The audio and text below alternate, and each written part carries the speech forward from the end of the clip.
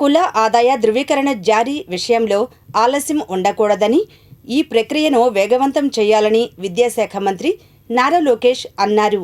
వివరాలు వీక్షిద్దాం.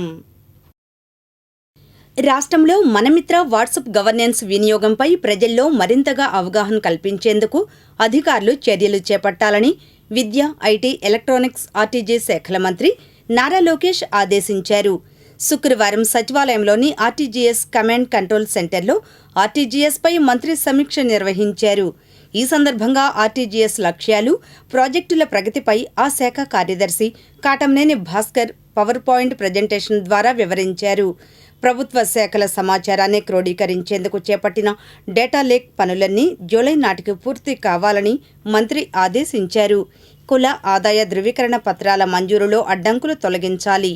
రేషన్ కార్డుల విభజన, కుటుంబ సభ్యుల పేర్లు చేర్చడం, తొలగించే ప్రక్రియను మరింత సులభతరం చేయాలి.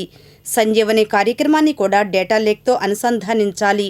పాఠశాలల్లో డ్రాప్ అవుట్లను డేటా లేక్ ద్వారా విశ్లేషించి తగ్గించడానికి గల మార్గాలను అన్వేషించాలి. విద్యారంగంలో సమగ్ర సమాచారాన్ని ట్రాక్ చేస్తున్నాం.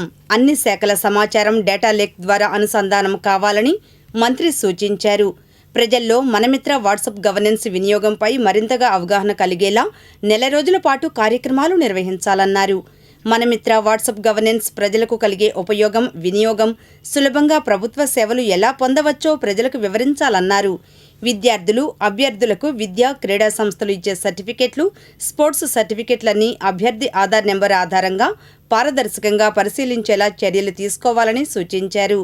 అభ్యర్థి ఆధార్ నంబర్ కొడితే ఆ విద్యార్థి లేదా అభ్యర్థికి ఆ సర్టిఫికెట్లు ఏ సంస్థ, ఎప్పుడు, ఎవరు జారీ చేశారనే వివరాలు కూడా రియల్ టైంలో తెలిసేలా డీజీ వెరిఫైని పకడ్బందీగా తీర్చిదిద్దాలని ఆదేశించారు. దీనివల్ల 99% అధికారుల పని కూడా సులభతరం అవుతుందన్నారు. రాబోయే రోజుల్లో ఇచ్చే వేలాది పోస్టుల నోటిఫికేషన్లకు లక్షల సంఖ్యలో అభ్యర్థులు దరఖాస్తు చేసుకుంటారని, వీరందరి సర్టిఫికెట్లు పొందుపరచడంలో ఇబ్బందులు లేకుండా డీజీ వెరిఫైని సమర్థవంతంగా వినియోగించుకునేలా చర్యలు చేపట్టాలని ఆదేశించారు. రాష్ట్రంపై ఎల్ నినో ప్రభావంపైన మంత్రి నారా లోకేష్ సమీక్షించారు.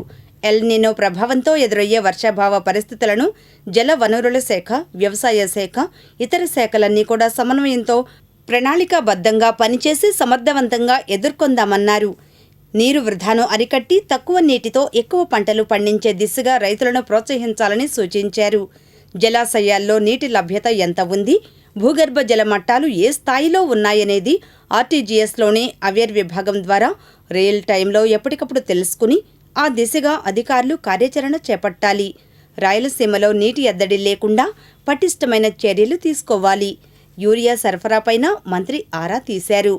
ఈ సమీక్షా సమావేశంలో సీసీఎల్ఏ ప్రత్యేక ప్రధాన కార్యదర్శి జయలక్ష్మి, ఆర్టీజీఎస్ సీఈఓ ప్రఖర్ జైన్, సంయుక్త కార్యదర్శి Malika Garg, RTIH CEO Dhatri Reddy, FiberNet MD Geetanjali Sharma, civil supplies commissioner Kannababu, ఉన్నత విద్యాశాఖ కమిషనర్ నారాయణ భరత్ గుప్తా, పాఠశాల విద్యాశాఖ డైరెక్టర్ తమీం అన్సారియా, వ్యవసాయ శాఖ డైరెక్టర్ మంజీర్ జిలానీ పాల్గొన్నారు.